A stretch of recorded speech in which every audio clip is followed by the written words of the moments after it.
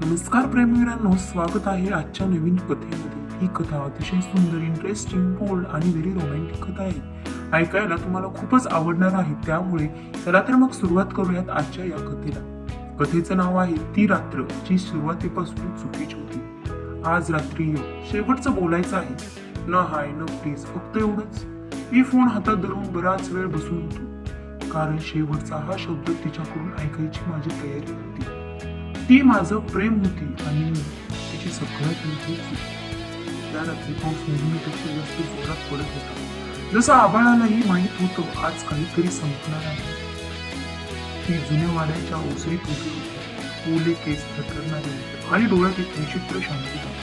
उशीर झाला, ती म्हणाली, कारण मला यायचंच नव्हतं। मी खोटं बोललो। ती हसली, तो हसरा चेहरा ज्याच्यावर मी आयुष्यभर हरलो। ती रात्र पुन्हा जिवंत झाली।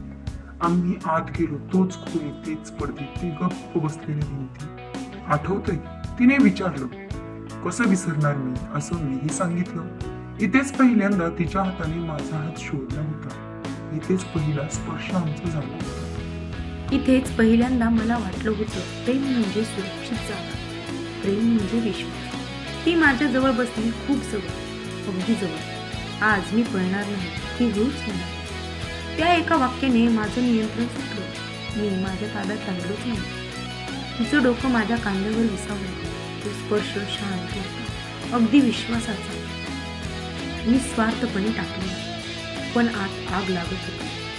आपण चुकीचं होतो माहीत आहे, ती म्हणाली, पण ते चुकीचं खूप सुंदर होतं। मीही उत्तर दिलं। ती माझ्याकडे पाहत राहिली क्षणभर आणि तिने माझ्या कपाळावर ओठ टेकवलं, जणू काही निरोप घेते माझ्यापासून। त्या चुंबनात भूक नव्हती, त्यात दुसऱ्या प्रेमाची कबूल होती, की खरंच माझं तुझ्यावर खूप खूप प्रेम आहे, अशी तिनं जणू काही त्या स्पर्शामधून कबुलीच दिली होती। ती विवाहित होती आणि मी भित्रा। आमचं प्रेम चोरलेलं होतं, पण भावना मात्र खरी होती। ती प्रत्येक वेळी म्हणायची, एक दिवस सगळं सोडून येईन मी तुझ्यासाठी, आणि मी प्रत्येक वेळी म्हणायचो, आज नको, उद्या नको, परवा। जे कधीच आलं नाही त्या रात्रीचा निर्णय ती उभी राहिली, खिडकी उघडली, पावसाकडे पाहत म्हणाली, आज मी निर्णय घेणार आहे। माझं काळीजच थांबलं। कुठे चाललीयस? मी विचारलं, अतिशय भित्रेपणाने। ती माझ्याकडे वळली, डोळ्यात पाणी नव्हतं, डोळ्यात काहीतरी वेगळीच भावना होती, फक्त ठामपणा होता, जिथे तू कधी आलाच नाहीस असा। ती निघून गेली। मी थांबलो नेहमीसारखा।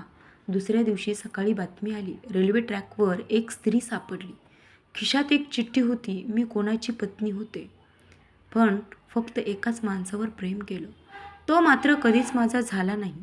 आजही पाऊस पडला की माझा फोन हातात घेतो, कदाचित एक शेवटचा मेसेज येईल, आज रात्री ये। पण आता मी आलो तरी ती रात्र कधीच परत येणार नाही, कारण तिनं ठरवून माझा शेवटचा निरोपच घेतला होता जणू। पाऊस पडला की त्या रात्रीची आठवण येते, तिचीही खूप आठवण येते, पण काय करणार, खूप उशीर झालेला आहे। जेव्हा ती स्वतःहून बोलत होती तेव्हा मी मात्र भित्रेसारखं वागलो, भित्रा ससा झालो होतो। पण आता मात्र तिची खूप गरज आहे असं वाटायला लागतंय। मित्रांनो, ही कथा अजून पुढे खूप इंटरेस्टिंग आहे, त्यासाठी आपल्या चॅनलला नक्की सबस्क्राईब करा आणि अशाच प्रेम असलेल्या कथा पाहण्यासाठी नक्की रोज आपल्या चॅनलला व्हिजिट करत जा। मित्रांनो, जर तुम्हाला ही कथा मनाला लागली असेल तर फक्त ऐकून विसरू नका, कारण अशा कथा प्रत्येकाच्या आयुष्यात कधी ना कधी घडलेल्या असतात। या कथेतील वेदना, प्रेम आणि अपूर्णता तुम्हाला कुठेतरी स्वतःचीच आठवण करून देत असेल, कारण पहिलं प्रेम हे कधी पहिलं प्रेम पूर्ण होतच नसतं। तर मित्रांनो, कमेंटमध्ये नक्की सांगा, तुमच्या आयुष्यातली ती रात्र कोणती? अशाच खऱ्या भावनांना हात घालणाऱ्या, बोल्ड पण मनापासून सांगितलेल्या मराठी प्रेमकथा तुम्हाला पुढेही ऐकायच्या असतील तर व्हिडिओसाठी जरूर लाईक करा आणि चॅनलला सबस्क्राईब करा, कारण प्रेमकथा फक्त वाचायच्या नसतात, त्या अनुभवल्या जातात। भेटूयात अशाच नवीन पुढच्या कथेमध्ये। तोपर्यंत मित्रमैत्रिणींनो, प्रेमवीरांनो, धन्यवाद।